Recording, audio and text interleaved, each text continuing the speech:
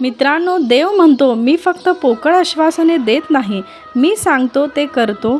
बाळा, मी शिक्षा देणारा देव नसून तुझ्यावर प्रचंड प्रेम करणारा देव आहे. तुम्ही हा व्हिडिओ वगळण्याचा प्रयत्न केलात, तुम्ही माझ्याकडून काही महत्त्वाचे आशीर्वाद गमवाल. हा तुझ्यासमोर चुकून आलेला व्हिडिओ नाही. बाळा, तुझी सर्वात मोठी इच्छा पूर्ण करण्याची आणि कठीण काळ नष्ट करण्याची शक्ती यामध्ये आहे. मित्रांनो, आज या संदेशासाठी देवाने तुमची निवड केली आहे. हा व्हिडिओ वगळण्याचा प्रयत्न करू नका. भूतकाळातील तुम्हाला रडवणारी प्रत्येक वाईट गोष्ट निघून जाईल. तुझ्यासाठी तुझ्या शत्रूने रचलेल्या वाईट योजना थांबवण्यासाठी मी माझ्या देवदूतांना तुमच्या पुढे पाठवत आहे. या लढ्यात तुम्ही एकटे नाही आहात. काळजी करू नका. मी तुला मिळवले आहे. मी तुला सुरक्षित ठेवीन. मी तुला भरपूर आरोग्य, संपत्ती आणि यश देऊ इच्छितो, जेणेकरून तुम्ही इतरांना मदत करू शकाल. बाळा, मी तुला फसवणारा देव नसून मी तुला भरपूर काही देणारा देव आहे आणि तुम्ही तुमच्या आयुष्याच्या प्रत्येक भागात चांगले काम करावे अशी माझी इच्छा आहे. तुम्हाला अनपेक्षित आर्थिक आशीर्वाद मिळतील. माझ्या वचनावर विश्वास ठेव आणि तुम्हाला तुमच्या आयुष्यात चमत्कारी दिसेल.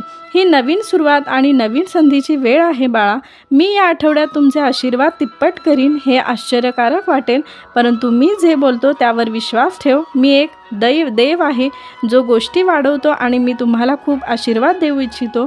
तुमचा विश्वास असल्यास स्वामी, मी तुमचे बाळ आहे. श्री स्वामी समर्थ असे कमेंट्समध्ये टाईप करा. हा दैवी शक्तीने व्यापलेला संदेश व्हिडिओला लाईक करा.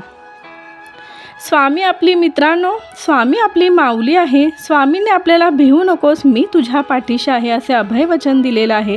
म्हणून जीवनात कितीही विपरीत परिस्थिती येऊ द्या, मन काहीही नकारात्मक बोलू द्या, त्याला स्पष्ट सांगा की अरे मना, माझे स्वामी अनंत कोटी ब्रह्मांडाचे महाराज आहेत. मी त्यांचा बाळ आहे आणि त्यांनी मला भिवू नकोस, मी तुझ्या पाठीशी आहे असे अभयवचन दिले आहे. हे मना, तू कितीही नकारात्मक बडबड करू नको, पण मी संकटासमोर गुडघे टेकवणार नाही. हृदयात अनन्य भक्तीची भावना, अतूट अभेद्य श्रद्धेची भावना ठेवून आणि आपले प्रामाणिक कर्म करत राहणार आणि त्या संकटांना गुडघे टेकवण्यास भाग पाडणार. कारण मी स्वामींचा बाळ आहे. स्वामी माझी आई आहे. मित्रांनो, जगताना सगळ्याच गोष्टी मनासारख्या घडत नसतात. ज्या घडतात ते आपले प्रारब्ध म्हणून समाधान मानायचे, कारण समाधानी राहण्याचंच आयुष्यातलं सगळ्यात मोठं सुख आहे. बाळा, स्वामी आई म्हणते, बाळा, कधी कधी मनुष्याला चांगले कर्म करूनही खूप दुःख, त्रास, संकटे सहन करावी लागतात. म्हणून आपण परमेश्वराला दोष द्यायचा नसतो. उलट आपण परमेश्वराच्या व गुरूंच्या सहवासात असल्यामुळे आपल्याला होणाऱ्या दुःखाची, त्रासाची तीव्रता आपल्याला खूप कमी प्रमाणात जाणवत असते. पूर्वजन्मात आपल्या हातून झालेले चुकीच्या कर्माची फळे आपल्याला या जन्मात भोगावी लागतात. बाळा, त्या चुकीच्या कर्माचे रूपांतर प्रारब्धात होत असते. प्रारब्धावर मात करण्याचे काम फक्त सद्गुरूच करू शकतात किंवा त्याची तीव्रता कमी करू शकतात. आणि श्री स्वामी समर्थ महाराज यांच्यासारखे ईश्वररूपी गुरु मिळणे मित्रांनो, म्हणजे कित्येक जन्माची पुण्याई आहे. जीवनात सुख दुःख हे दिवस रात्रीप्रमाणे बदलत असतात. अगदी देवालाही हे सुख दुःख चुकले नाही, तर आपण मनुष्य आहोत. परमेश्वरावर निसंकोच विश्वास ठेवा, तो आपल्याला नेहमी चांगले देणार. मित्रांनो, जे तुम्हाला योग्य असते, परमेश्वरी शक्तीवर कधी शंका घेऊ नका. श्री स्वामी समर्थ महाराज म्हणजे या विश्वाचे ब्रह्मांड नायक आहे. ते कधी कुणाच्या आयुष्याचा धडा बदलून टाकतील याचा आपण विचारही करू शकत नाही. स्वामींसमोर उभा राहून त्यांना सांगा, माझ्या हातून तुमची आजन्म निरपेक्ष निस्वार्थी सेवा घडो, हीच प्रार्थना. मित्रांनो, आजच्या या धकाधकीच्या जीवनात मनुष्याची मानसिक परिस्थिती बिघडलेली आहे. मनातील तृष्णा त्यास केव्हाही शांत ठेवत नाही. मन चंचल होत आहे. मन डिप्रेशनमध्ये जात आहे. ताणतणाव वाढलेला आहे. तो नित्य मन अशांत राहते. छोट्या छोट्या घटनेत पण तो चिडत असतो. हे सर्व बाजू सारून आत्म्याच्या उद्धाराकडे लक्ष ठेवावे. जगातील प्रत्येक वस्तू नाशवंत आहे हे मनी समजून घ्यावे आणि म्हणून त्यावर आशा आकांक्षा लावू नये. जे शाश्वत आहे त्याचा ध्यास धरावा. नामामुळे ते सोपे जाते व त्रास जाणवत नाही. नित्य नामाच्या, श्री स्वामी समर्थ नामाच्या मार्गात राहून आपली कर्तव्ये बजावीत जावी. बाळा, अचानक आलेल्या संकटाने, होणाऱ्या गैरसमजाने, वादविवाद यामुळे नाती तुटतात, विस्कटतात. पण जिथं प्रेम, माया, आपुलकी, जिव्हाळा असतो ना, तिथे या संकटांना खूप वेळ टिकता येत नाही रे. आणि जिथं या गोष्टी नसतात तिथं कुणीही कितीही प्रयत्न केले तरी तुटलेला धागा जोडता येत नाही. बाळा, येणारी संकट तुमचे हात आणि हिंमत किती बळकट आहे हे बघायला येत असतात रे. जो माणूस आपल्या माणसाचा हात सोडत नाही ना आणि संकटात हिंमत हारत नाही ना, त्याला संकट काय रे हरवतील. तो माणूस तर अजिंक्य आहे. कारण स्वामी असे म्हणतात, बाळा, आमच्या जीवनात कोणतीही समस्या असू दे वा कोणतीही अडचण असू दे, त्या सर्वांचे उत्तर तू स्वतः आहेस. जेव्हा आम्ही तुला आळवतो तेव्हा तूच विविध लोकांच्या द्वारे आम्हाला मार्गदर्शन करतो.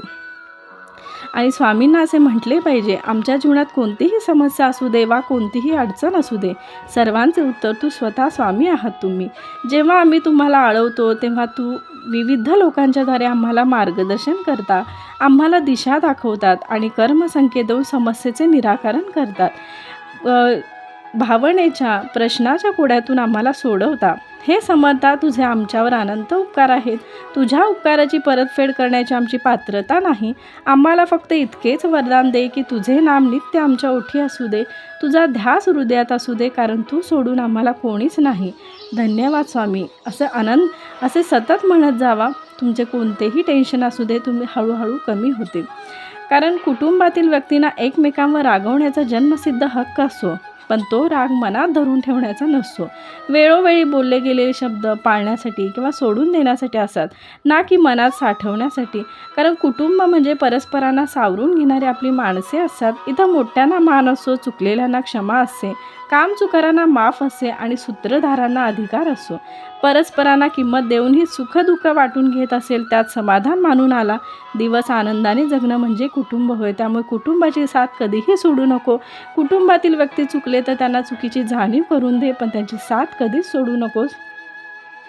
कारण स्वामी आई म्हणते, मित्रांनो, स्वामी आई असे म्हणते की बाळा, तू कितीही गोंधळ घातलास, अकांड तांडव केलं, तरीही जो त्रास आहे ना तो सहन करावाच लागेल.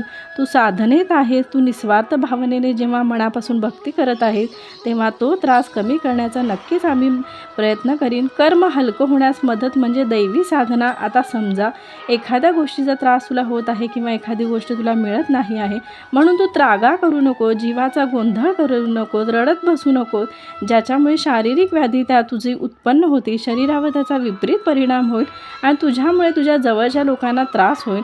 तुझ्या वागण्यातला हलगर्जीपणा स्वतः तू नुकसान करणार. तुझा ज्या व्यक्तीवर तुला त्रास होत आहे, ज्या व्यक्तीमुळे ती व्यक्ती बदलणार आहे का अशा त्रासातून, तर तू स्वतः बदल.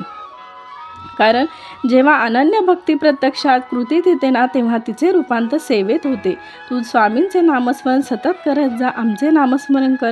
आणि जेव्हा स्वामींना असे पात्र शरीर भेटते ना, तेव्हा स्वामी महाराज म्हणजे आम्ही शरीरामार्फत भक्तीचा प्रसाद वाटण्याचे कार्य सुरू करतो. शरीरामध्ये तुझ्या भक्ती, विश्वास, साहस, रचनात्मका, कृतज्ञता, एक विश्वास आदी ईश्वरी गुण चमकतात. ह्या शरीराला सेवेकरी असे म्हणतात बाळा. स्वामींच्या दरबारात पण बसणे म्हणजे आपली काहीतरी मागल्या जन्माची पुण्याई असावी लागते आणि ते पण परब्रह्मासमोर बसणे सोपं नाही. पूर्व पुण्याई होत्या गाठी म्हणूनही झाल्या स्वामीराज. कधी कधी मित्रांनो, आपली पात्रता असूनही अनेक गोष्टी आपल्या वाट्याला येत नाहीत. याचा अर्थ असा नसतो की आपल्यात काही कमतरता आहे किंवा समोरची व्यक्ती आपल्यापेक्षा श्रेष्ठ आहे. ही सगळी वेळेची गणितं असतात. कुणीतरी आपल्या आधी वेळ साधून जातं. त्या व्यक्तीचा द्वेष न करता ज्याचे त्याचे प्रारब्ध आहे असे समजून कौतुक करता आले पाहिजे. कुणाची रेष लहान न करता स्वतःची रेष मोठी कशी करता येईल यावर विचार करता आला पाहिजे. द्वेष करणारा माणूस कायम खुजा ठरतो, कौतुक करणारी व्यक्ती सदैव उंची ठरते, हे लक्षात ठेवा. मित्रांनो, ठीक आहे, मी तुम्हाला समजून घेते. कधी कधी वाटते मी हरलोय का आपण आयुष्यात, म्हणजे जे आपण मिळवण्याचा प्रयत्न केला ते सगळं दूर निघून जातं. कितीही प्रयत्न केले तरी एखादी गोष्ट कमवायला तरी ती गोष्ट मिळत का नाही. आयुष्याचं कसं असतं ना, आपण लहान होतो तेव्हा वाटायचं की मोठेपणी सगळं सुरळीत होईल, पण आता मोठे झालोय तर आयुष्याच्या प्रत्येक वळणावर काही ना काही सुटत जातं रे.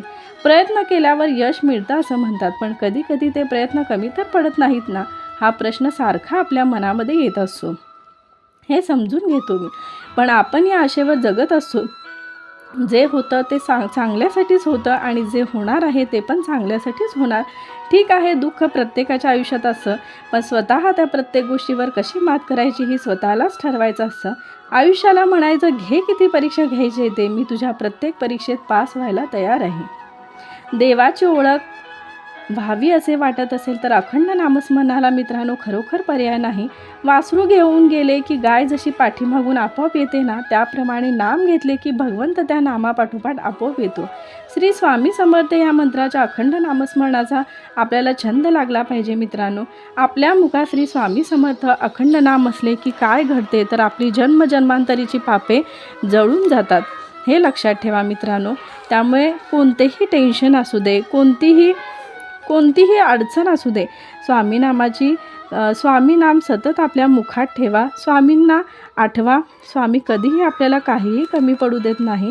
कारण पाणी धावतं म्हणून त्याला मार्ग सापडतो, त्याप्रमाणे जो प्रयत्न करतो त्याला यशाची, सुखाची, आनंदाची वाट सापडते.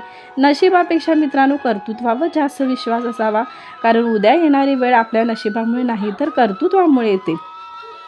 खूप दूरवर पाहण्याच्या नादात चांगल्या गोष्टी अगदी जवळून निघून जातात. त्यामुळे जे तुमच्याजवळ आहे तेच प्रेमाने सांभाळा. मग त्या वस्तू असोत किंवा आपली माणसं. आज सापडलेले एक सत्य, चांगल्या व्यक्तीची देव चांगलीच परीक्षा घेत असो. आयुष्यात नेहमी एक नियम ठेवा, सरळ बोला, खरं बोला आणि तोंडावर स्पष्ट बोला. त्यामुळे जे आपले आहे ते समजून घेतील आणि जे कामापुरते आहे ते निघून जातील, हे लक्षात ठेवा. कारण जबाबदारी पूर्ण करण्यासाठी वय मोठं नाही तर मन मोठं असावं लागतं. कधी कुणाचा काळ असतो तर कधी कुणाची वेळ असते. आज उडणारा पालापाचोळा एकमेकांची हिरवळ असते. जीवनात येणारे सुखदुःखाचे, अपयशाचे क्षण आयुष्यात अनुभव नावाच्या शिदोरीला मोठं करत असतात, हे लक्षात ठेवा. त्यामुळे मित्रांनो, कठीण परिस्थिती आल्यावर कसे जगायचे हे शिकवणारा शब्द म्हणजे श्री स्वामी समर्थ, हे लक्षात ठेवा. त्यामुळे कोणतीही कठीण परिस्थिती येऊ दे, अगदी डिप्रेशनमध्ये गेला असाल, कोणतीही वाईट अडचण असू दे, घरात मोठे संकट आले असेल तर तुम्ही फक्त एक 5 मिनटं शांत बसा, श्री स्वामी समर्थ जप करा.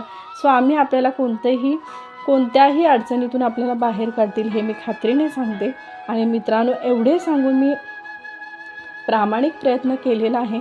ज्या व्यक्तींना या व्हिडिओची गरज असेल तुम्ही त्या व्यक्तींना हा व्हिडिओ पाठवा, हे विचार त्यांच्यापर्यंत पोचवा.